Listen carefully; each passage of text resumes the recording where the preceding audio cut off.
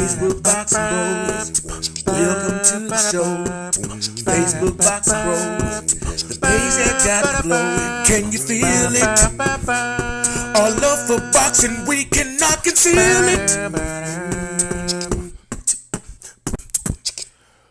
What's up, bros and broettes, boxing bros and broettes specifically? It's the BroHammer here, coming to you with the very first episode of the BroHammer TV series Versus, where we take two fighters, maybe from different eras, different weight classes, and we compare them.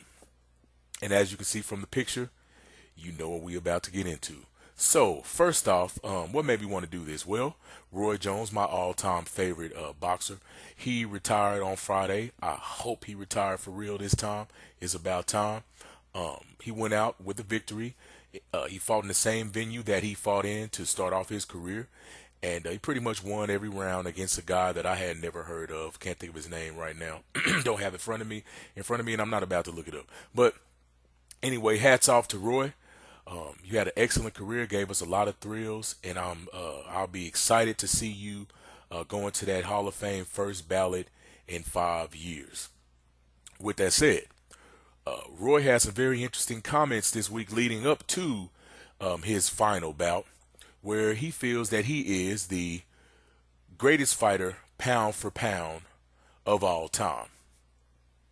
Okay, you can't knock a guy, especially a Hall of Fame fighter, that did what Roy did for his opinion. All fighters are supposed to feel like they're the best, so that's cool. But one of the names he threw out there was, he said that he was better than, he felt like he had a better career than Floyd Mayweather, which of course sparked heated debates across all kind of boxing forums, pages and channels and whatnot. So let's dive head first into this thing. Let's just go ahead and start with Roy Jones's notable victories.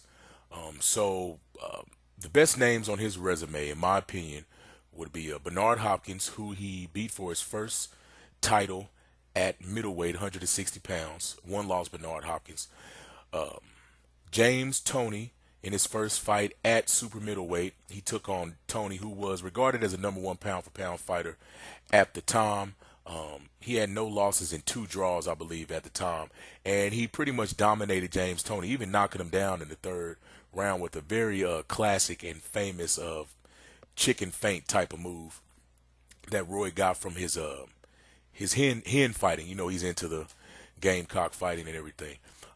Vinny Pazienza, that's a notable name. I won't necessarily say it was a notable victory. Now, the way he did beat Vinny Paz was in very dramatic fashion. Pazienza was not a super middleweight, and he was a smaller man, obviously, in the fight, and outmatched by a prime Roy Jones.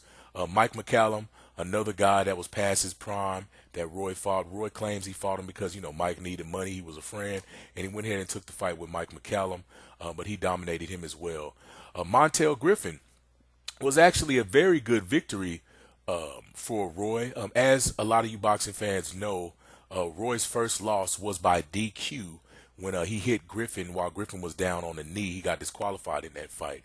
I believe that was in the 9th round. So in the return bout, Roy went ahead and knocked out Griffin in the 1st round. If you ever want to see what an angry, motivated, determined Roy Jones looked like, go ahead and watch that Roy Jones Montel Griffin fight, the 2nd one.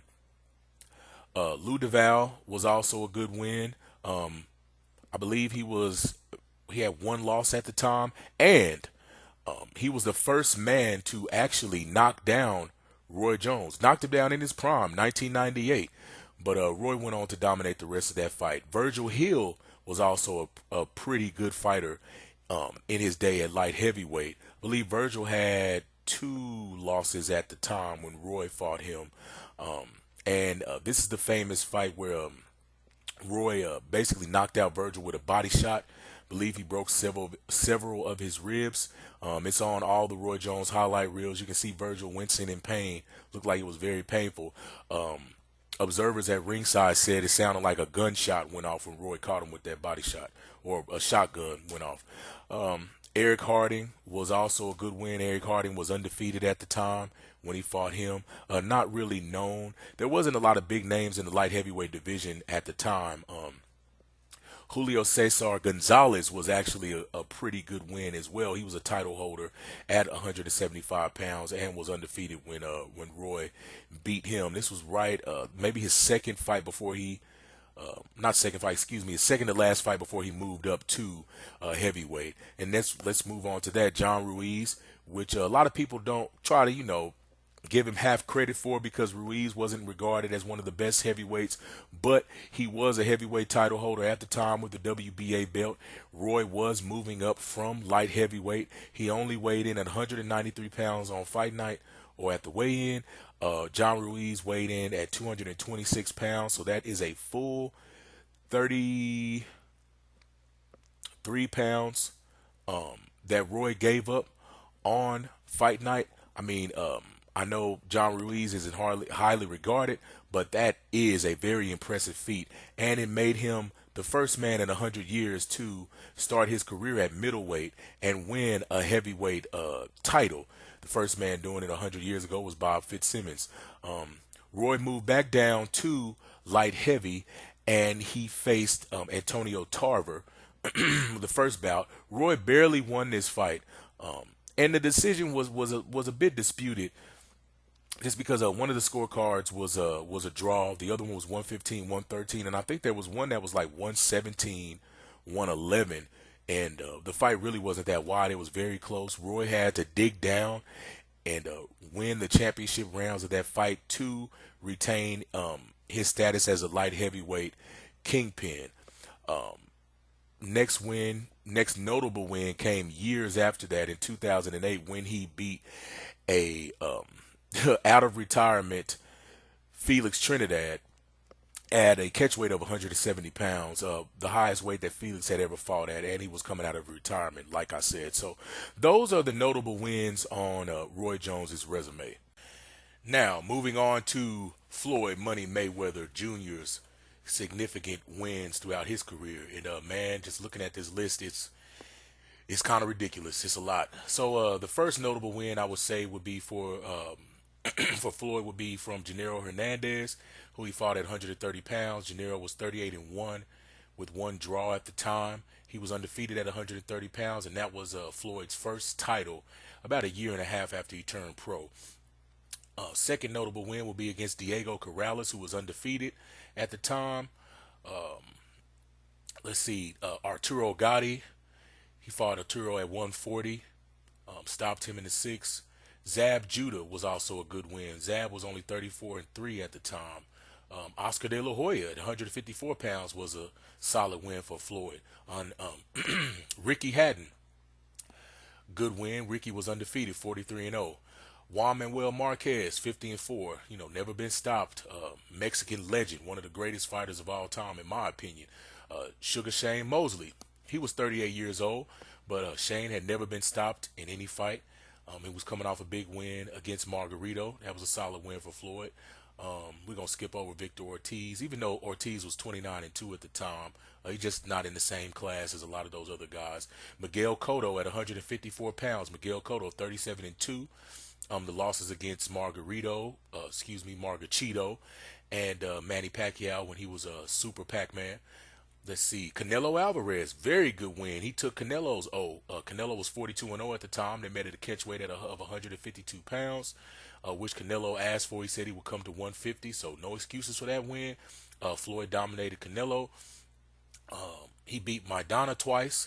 Very good wins. Maidana is no easy walk in the park for anybody. Then we finally had the super mega fight against Manny Pacquiao. Floyd pretty much controlled that entire fight. He beat Manny Pacquiao. And I guess you could throw in Conor McGregor, just the money fight. Also, I give Floyd a lot of credit for giving up about 400 pounds in this fight against the Big Show at WrestleMania. All right, guys. But yeah, so those are all of the notable wins on Floyd Mayweather's resume. I wanted to keep that a little short because, you can go on and on with the explanations of what was going on during that fight. So, with all that said, in my opinion, And let me just preface this by saying, as much as I love Roy Jones as a fighter, he's my favorite fighter of all time, I have to give it to Floyd Money Mayweather Jr.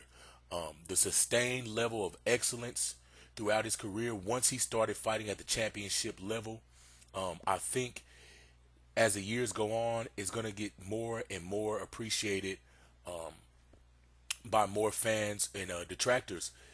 If you really look at his resume, I mean, besides the fact that he's undefeated, excluding the Conor McGregor fight, we all know that was a money fight. It was a spectacle. But if you look at his schedule, pretty much from the time I would say he got to welterweight until he fought Manny Pacquiao, I guarantee you it'll be hard for you to find another fighter with such a tough schedule, sustained tough schedule over a period of that time. So that was basically 10 years where he's fighting top guys, fight after fight after fight after fight. There are no tune-up fights.